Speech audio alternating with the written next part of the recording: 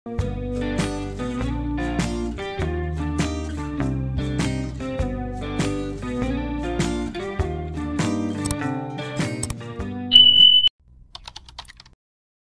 লিখে তোমরা বুঝতে পেরে গেছো আমরা কোথায় যাচ্ছি।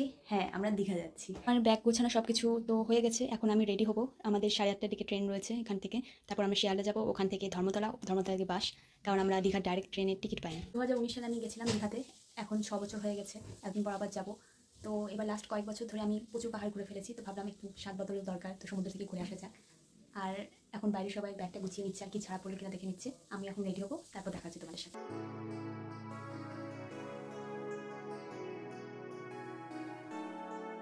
4:30টার দিকে আমাদের ট্রেন শিয়ালদা স্টেশনে পৌঁছালো। এখানে তোমরা দেখতেই পাচ্ছ আমরা ব্রেকফাস্ট করার জন্য চলে এসেছি।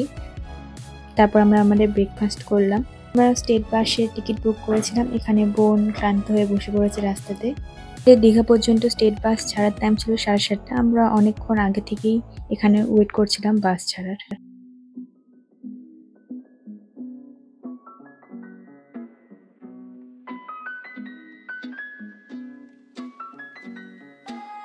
মোটামুটি প্রায় 1টার দিকে আমরা রুমে পৌঁছালাম। পৌঁছে রুমের ভিডিও করতে চেয়েছিলাম, কিন্তু সেভাবে আমার ফুল ভিডিও নেওয়া হয়নি রুমের।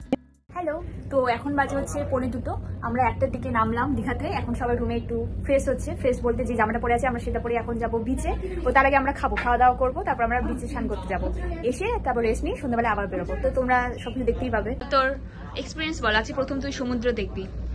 জানি না কেমন হবে, কিন্তু ট্রেনে ওঠার এক্সপিরিয়েন্স খুব ঘাটিয়া ছিল, যাই বলবো একদম খুব বাজে ছিল। আমার হাতটা সব ব্যথা হয়ে গিয়েছে, ঘুমাতে পারিনি লাইটের জন্য, কিন্তু আশা করি আমার ভালোই কাটবে। সমুদ্র দর্শন করতে যাচ্ছ, তোমার এক্সপিরিয়েন্স কেমন লাগছে? মানে এখন কি রকম লাগছে? যে আমার ভালো লাগছে না, যেহেতু আমাদের ব্যাগটা হারিয়ে গেছে। ও হ্যাঁ, তোমার তো বলাই হয়নি, কালকে আমাদের একটা ব্যাগও হারিয়ে গেছে। এখানে খাওয়া দাওয়া আর বোনের কিছু জামা ছিল, কিছু জাম ছিল, বাসনপত্র, কত কিছু, তেল মশলা অনেক কিছু ছিল। বেশি পছন্দের 200 रुपए दे और 50 रुपए काट ओवर एक्टिंग के वजह। তারপর আমরা সামনে একটা রেস্টুরেন্টে সবাই লাঞ্চ করতে চলে গেলাম।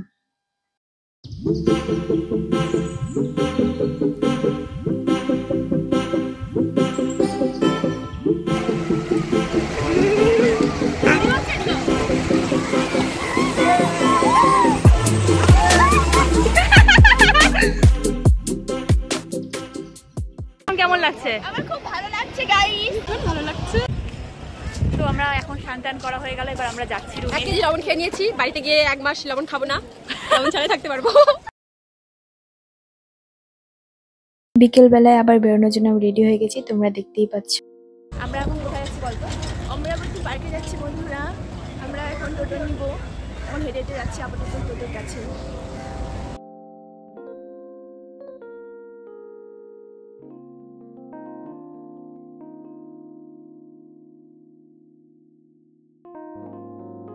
বেশ কিছুক্ষণ অমরাবতী পার্কে সময় কাটানোর পর আমরা বেরিয়ে পড়লাম ওল্ড দীঘার উদ্দেশ্যে।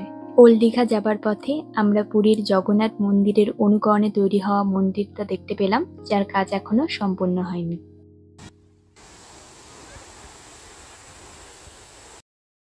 এখানে বোন কিছু জিনিস দেখছিল কেনার জন্য। সন্ধ্যের টাইমটাতে বিচের সমুদ্রের ধারে সময় কাটাতে বেশ সুন্দর লাগছিল। কিছুক্ষণ বিচে সময় কাটানোর পর আমরা মার্কেটে গেলাম। বোন দিদিরা জিনিস কিনলো, মাও কিছু শপিং করলো। আমার তেমন কিছু পছন্দ হয়নি, তাই আমি কিছু কিনিনি, নাহলে তোমাদের সাথে অবশ্যই হল ভিডিও শেয়ার করতাম। কিছুক্ষণ ওল্ড দীঘাতে আমরা এদিক ওদিক ঘুরে দেখলাম, তারপরে আবার আমরা নিউ দীঘাতে ফিরে এলাম। সবাই মিলে ডিনার করার জন্য দুপুরবেলা যে রেস্টুরেন্টে গেছিলাম সেখানেই গিয়েছিলাম, যেখানে খাবার দাবার বেশ ভালো ছিল। রেস্টুরেন্টের নামটা আমরা বাঙালি হোটেল অ্যান্ড রেস্টুরেন্ট। আমরা যে হোটেলে ছিলাম তার ঠিক অপোজিটেই ছিল এই রেস্টুরেন্টটা, তাই হোটেল থেকেও কাছে হয়েছিল। আবার আমরা নিউ দীঘা বিচে এলাম মাছ ভাজা খাওয়ার জন্য। খাওয়া হবে, চিতল মাছ হবে, পমফ্লেট হবে, পমফ্লেট হবে, পমফ্লেট হবে। পমফ্লেট কত হবে? পমফ্লেট এটা 70 টাকা, এটা 60 টাকা। আমরা পমফ্রেট ফ্রাই, চিংড়ি ফ্রাই আর চিকেন কাবাব নিয়েছিলাম, যেগুলো খেতে খেতে আমরা সমুদ্রের ভিউ এনজয় করছিলাম। এভাবে আমাদের দীঘার প্রথম দিনটা কেটে গেল। দ্বিতীয় দিনের ব্লগ খুব তাড়াতাড়ি আসছে। চ্যানেল থেকে অবশ্যই সাবস্ক্রাইব করে দিও, আর দেখা হচ্ছে পরের ভিডিওতে। টাটা।